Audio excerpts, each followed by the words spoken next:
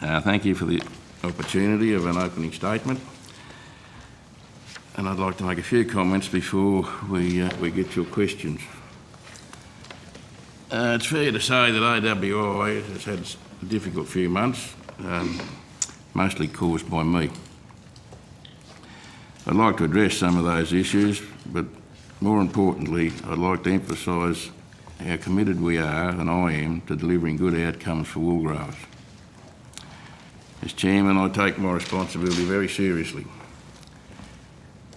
We are passionate about this, and yes, at times it could be argued we could do things differently.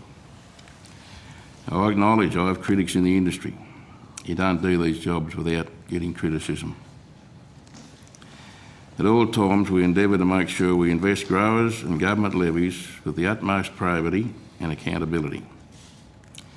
And if there are any questions on that area, we'd be very happy to answer them. In recent months, there's been an incident that didn't hold up to mine, the board's or AWI's expectations in this regard, and I'm speaking of the genetic focus group conducted by Axiom Consulting. It's not one of our proudest moments, but I can assure you that a number of actions have been taken to ensure that it never happens again. All parties involved, AWI, the consultants, did not meet best practice or the sensibilities of wool growers, which we refer in the company as the wool grower test.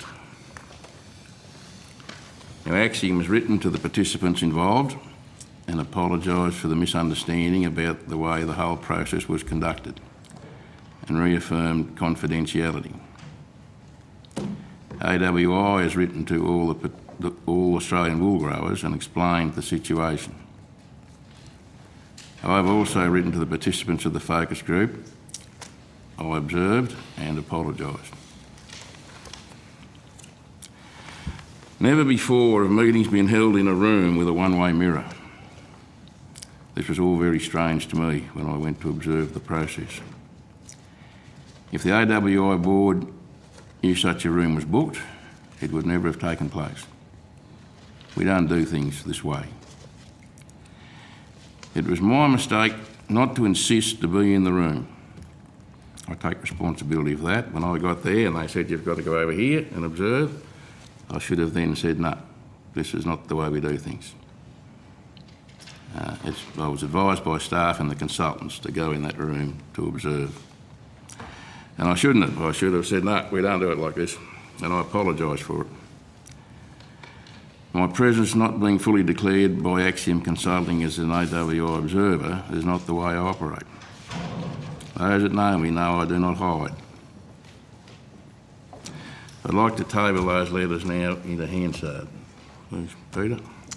Just before you do, Mr. Merriman, perhaps we should, can we have a batch to look at before we determination about their tabling? It's just a due process, so I need my colleagues to have the benefit of seeing them, and then I'll ask my colleagues whether there's any objection, and if there is none, they'll be tabled and incorporated into the Hansard. So our Secretariat will give you some assistance there to magically make copies. We're not even sure where they go to do that, but they tend to come back. So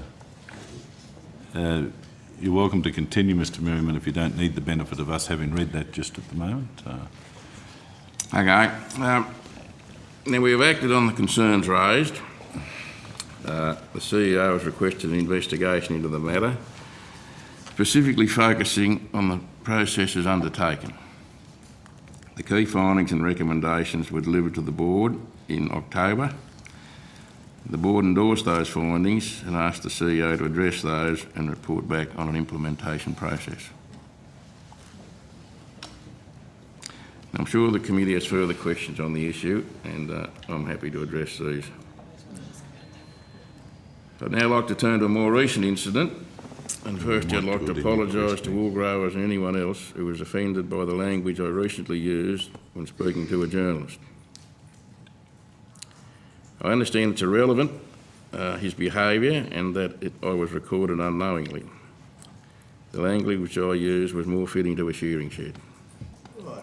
And And I'm afraid that's my world, Mr Williams. Reflection of Mr Williams. Well, I know shearers. I have a great affinity with them. And that's where I come from, unfortunately. I'm from the bush.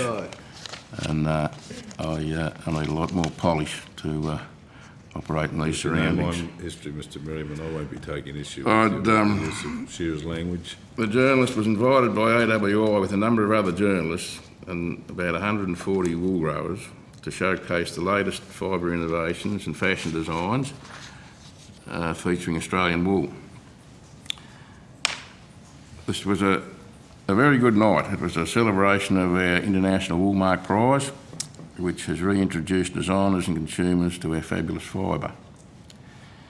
It's important for AWI to ensure growers have the opportunity to see the results of their investment, not only in R&D, which we are of course committed to, but also to marketing activities which occur largely in the Northern Hemisphere.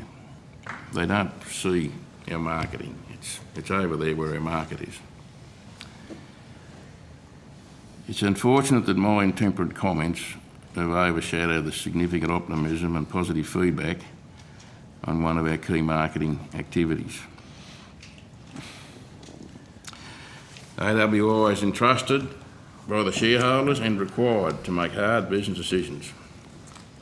I have no doubt these won't always be popular with everyone here or with every single one of the 50,000 shareholders, wool growers.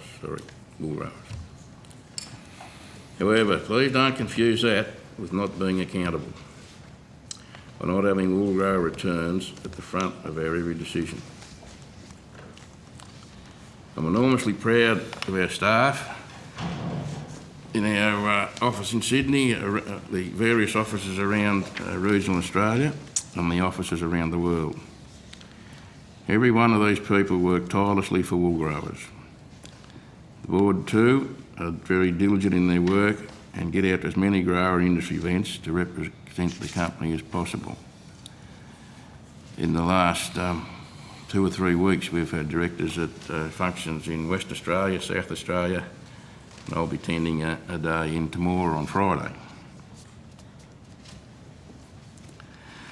For my part, I confess I am direct in the way I speak. I am from the bush. I'm far more comfortable with wool growers out in the paddock than I am here at Senate Estimates. I apologise for my passion for the industry and AWI occasionally come across in a way that causes offence. Thank you. We're happy to take questions. Well, thank you, Mr Merriman. Look, I'm inclined... Just got one quick question about the opening statement, if I may. All right, Jeb, Senator Mackenzie. Yeah, thanks, Mr Merriman, and we will get into questions, I assume, post-break. In your opening statement, you mentioned the CEO has conducted an inquiry and produced a report to the board. Correct. Is that public? I'll ask the surveyor to bring you up to that. I went to the chairman after this and asked his permission to engage a couple of directors, Director Garnsey, Director Shield, to look into the processes that were involved, not necessarily the research, but the processes that were involved and what went wrong. Well, I think as a committee we'd appreciate a copy of that report that you presented to the board. Are you able to table that today? Yeah, look, we can table that. I don't have that with me right now. I have some key recommendations from that, but I can get that. Thank you. How difficult to access the report? Can you do that remotely? Because we have the technology to be able to... We can print it off if you can send it through the down. Secretariat. Yeah, I'll try and get Because, I mean, it's useful to put the recommendations in the context of your report. So if we're about to go to a break, if you're able to have an attempt at that over the break, it'd be appreciated. Thank you. Thanks, Chair. And I'd encourage colleagues to read this correspondence, and the first thing we'll do when we come back is to resolve to accept it if we do and place it onto the Hansard. So we'll now adjourn